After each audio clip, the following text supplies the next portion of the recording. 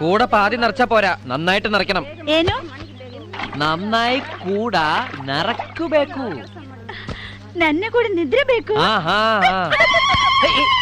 എന്തത് അതെത്ര ചിരിച്ചിട്ടോടനെ? അല്ല മാലതി, എന്താ? ഈ നന്നെ കൂടെ നിദ്ര ബേക്കു. അയ്യോ വേണ്ട സാറേ, കൊച്ചന്മാരറിഞ്ഞ വളരെ മോശമല്ലേ. അല്ല എന്റെ അർത്ഥം. വേണ്ട വേണ്ട, ഒന്നും അറിയാത്ത പോലെ മണ്ടം കളിക്കണ്ട. അയ്യോ സത്യമായിട്ട് എനിക്കറിയില്ലേ. ഒന്ന് പോ സാറേ. പറയില്ല.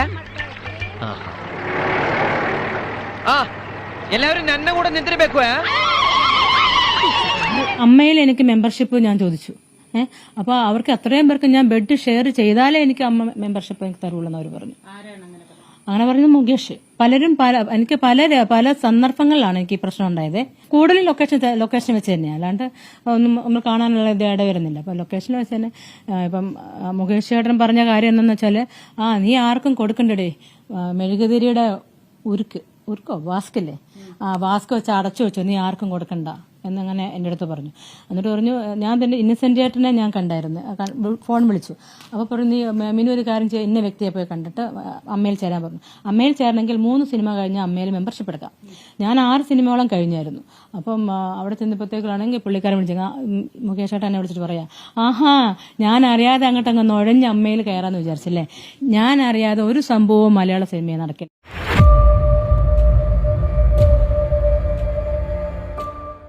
അസ്സലാമു അലൈക്കും, നമസ്കാരം. ഇവിടെ ഒരുപാട് ചർച്ചകൾ നടക്കുന്നത് നമ്മുടെ സിനിമക്കാരുടെയാണ്, സ്റ്റാറുകളാണ്. നമ്മുടെ സിനിമാ നടന്മാരുടെ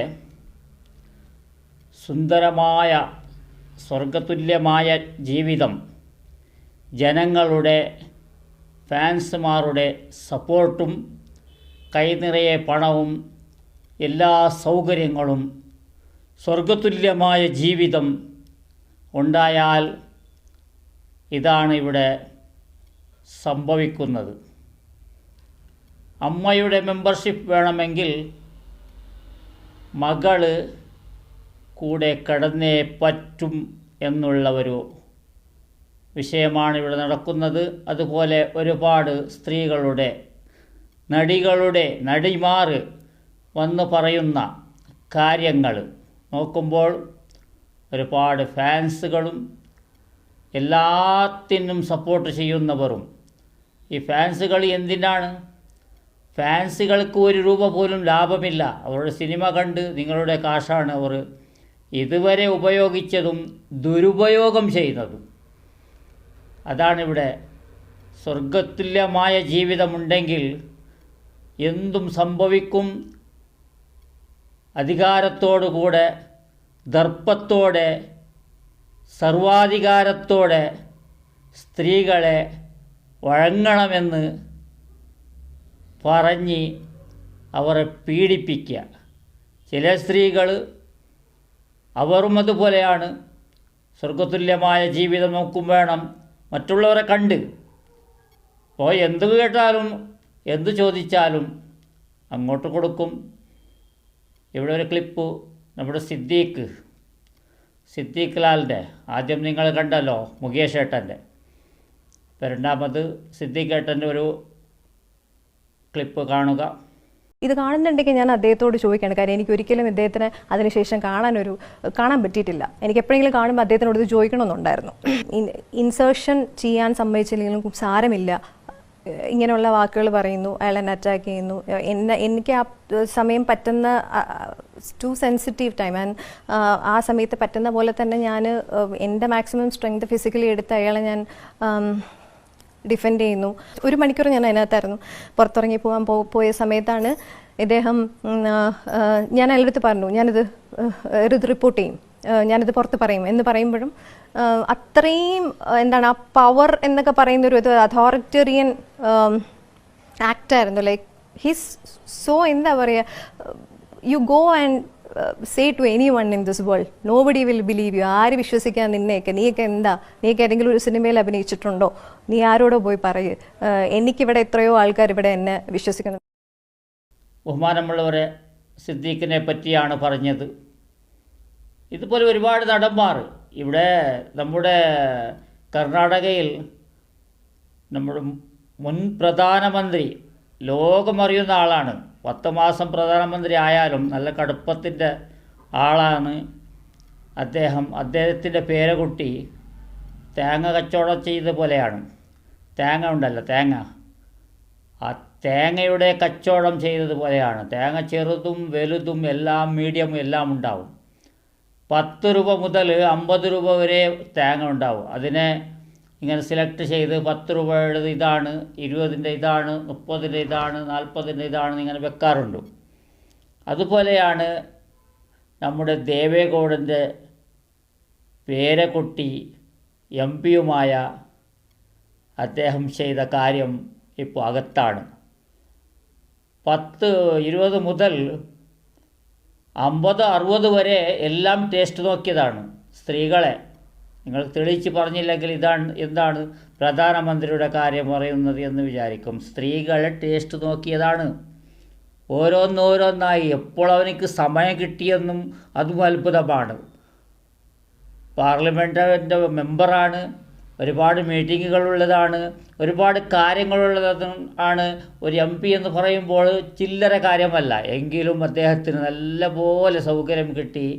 അവൻ്റെ ധാരിക്കുന്ന കാര്യത്തിൽ അവസാനം അകത്തിരിക്കേണ്ടി വന്നു. പെർമനൻ്റായി അകത്തിരിക്കുമെന്നാണ് തോന്നുന്നത്. ഇവിടെ ഒരു സ്റ്റാറും സിനിമാ നടനും അതുപോലെ ഒരാളെ കൊലപ്പെടുത്തി അവിടെ അകത്തിരുന്നു. അതാണ് നമ്മുടെ ശ്രീനിവാസ് പറഞ്ഞതുപോലെ എല്ലാത്തിനും ഒരു കാലമുണ്ട് ദാസ എന്ന് പറഞ്ഞത്. അത് നിങ്ങൾക്ക് അവസാനം കാണിക്കാം. എല്ലാത്തിനും ഒരു കാലമുണ്ട്, എല്ലാത്തിനും ഒരു സമയമുണ്ട്. സർവാധികാരം, അമ്മയുടെ മെമ്പർഷിപ്പ് എടുക്കണമെങ്കിൽ കൂടെ കിടക്കണം. അതാണ് ആ സ്ത്രീ പറയുന്നത്, ആ നടി പറയുന്നത്. വളരെ ഖേദകരമാണ്. അപ്പോൾ ഇവിടെ ചെയ്യേണ്ടത് നമ്മുടെ സർക്കാർ സ്റ്റാറുകളെന്ന് പറഞ്ഞ് അവർക്ക് അവാർഡ് കൊടുക്കാൻ വേണ്ടി മാത്രമല്ല, സൂപ്പർ സ്റ്റാർ, മെഗാ സ്റ്റാർ എന്നെല്ലാം പറഞ്ഞ് ഒരുപാട് അവാർഡ് കൊടുക്കുന്നുണ്ടല്ലോ. ആ അവാർഡ് കൊടുക്കാൻ മാത്രമല്ല നമുക്ക് കഴിവുള്ളത്. ഇത്ര കാര്യങ്ങൾ ചെയ്താൽ നമ്മൾ നടപടിയെടുക്കാനും നമുക്ക് അതിൻ്റെ ഉത്തരവാദിത്വവും അതിൻ്റെ തൻ്റെ ഇടമുണ്ടെന്ന് പിണറായി വിജയൻ്റെ സർക്കാരുണ്ടല്ലോ ഇവിടെ. അത് കാണിക്കണം. ആ സർക്കാർ കാണിക്കണം. അത് കാണിച്ചേ പറ്റൂ. അത് കാണിച്ചാലേ അല്പമെങ്കിലും ഭയത്തോടെ ജനങ്ങൾ പെരുമാറുമെന്നാണ് എനിക്ക് തോന്നുന്നത്. ഈ സിനിമാക്കാരുടെ വിഷയമായതുകൊണ്ട് അതിനേക്കാൾ കൂടുതൽ എന്താണ് പറയാനുള്ളത്? ചെരുപ്പിലടിച്ചതുപോലെ ആ സ്ത്രീകൾ വന്ന് ഓപ്പണായി തുറന്ന് പറയുമ്പോൾ ഇനി സത്യമോ അസത്യമോ, ഇനി കേസ് കൊടുത്താൽ അതിപ്പോൾ പുറത്തു വരുമോ, അതിനെയും കേസ് കൊടുത്തവരും ഭയപ്പെടുത്തിയും കൊണ്ട് എന്തെല്ലാം ചെയ്യാൻ ഉണ്ടായിരിക്കും. അതുപോലെ എന്നെപ്പോലെ യൂട്യൂബിൽ ഇനി വന്ന് പറയുന്നവരും നല്ല പോലെ ശ്രദ്ധിച്ച് വേണം. അവരുടെ ഫാൻസുകൾ എവിടെയെല്ലാം ഉണ്ടെന്ന് ആർക്കും അറിഞ്ഞുകൂടാ. അതുകൊണ്ട് നിങ്ങൾ ഈ യൂട്യൂബർമാരായ നമ്മുടെ സഹോദരന്മാരെല്ലാം നമുക്ക് ആവശ്യമുണ്ട്. അതുകൊണ്ടാണ് നിങ്ങൾക്കൊന്നും സംഭവിക്കരുത് എന്നാണ് എന്നും കൂടി എൻ്റെ പ്രാർത്ഥനയുണ്ട്. നിങ്ങൾക്ക് സംഭവിച്ചാൽ അത് നമുക്കാണ് നഷ്ടം. യൂട്യൂബർമാരുണ്ടെങ്കിൽ ഒരു വിഷയം ഒരാൾക്ക് കിട്ടും, മറ്റൊരു വിഷയം മറ്റൊരാൾക്ക് കിട്ടും. ഇതിനെ നമുക്ക് അങ്ങോട്ടും ഇങ്ങോട്ടും ചെയ്യാനും അതൊരു സഹകരിച്ച് പോകുന്നത് പോലെയാണ് യൂട്യൂബർമാർ എന്ന് പറഞ്ഞാൽ. പരസ്പരം ഒരു ബന്ധവും ഉണ്ടാവുകയില്ല, ഒരു പരിചയവും ഉണ്ടാവുകയില്ല. എങ്കിലും നമുക്ക് യൂട്യൂബർമാർ എവിടെ ഉണ്ടായാലും അവർ ചെയ്യുന്ന വീഡിയോ ആണ് നമുക്ക് വളരെ ഉപകരിക്കുന്നത് എന്ന് പോലും എനിക്ക് പറയാൻ. പിന്നെ അവസാനം ശ്രീനിവാസ് പറഞ്ഞ ഒരു കാര്യവും നിങ്ങൾ കണ്ട് വിരമിക്കുക. ഇൻഷാ അല്ലാഹ്. അസ്സലാമു അലൈക്കും, നമസ്കാരം. ചാത്തേട്ട, ഞങ്ങളുടെ പ്രശ്നങ്ങളൊക്കെ തീർന്നു. നാളെ മുതൽ കടത്തിന്റെ ഇടപാട് വേണ്ട. 2 കിലോ തേങ്ങാ പിണ്ണാക്കതാ. അരിവർഷം നിർത്തിപ്പോ പിണ്ണാക്ക എഴുതിയിട്ട പശുക്കൾക്കാ. എടാ വിജയ, എന്താടാ ദാസ? എടാ നമുക്കെന്താ ഈ ബുദ്ധി നേരത്തെ തോന്നാത്തത്? ഏത് ബുദ്ധി? അല്ല, കണ്ടവന്റെ ഇടിയും തൊഴിയും വാങ്ങി നക്കാപ്പിച്ച ശമ്പളത്തിന് ജോലി ചെയ്യുന്നതിന് പകരം ഇതുപോലെ സ്വയം ബിസിനസ് ചെയ്യാനുള്ള ബുദ്ധി. ദാസ, ഓരോന്നിനും അതിൻ്റെതായ സമയമുണ്ട് മോനെ. നമ്മുടെ ചെലവ് കഴിച്ചുള്ള മുഴുവൻ കാശും മാറ്റിവെക്കണം. ഇപ്പൊ 2 പശുക്കളല്ലേ? അതെ. അത് 4 ആയി, 10 ആയി, 50 ആയി, 100 ആയി, 1000 ആയി. നമുക്ക് നല്ല ഒരു വീട് കെട്ടണം, ഒരു കാറ് വാങ്ങണം, ഒരു ഫ്രിഡ്ജ്, AC, VCR, TV. നമുക്കങ്ങ് സുഖിക്കണം.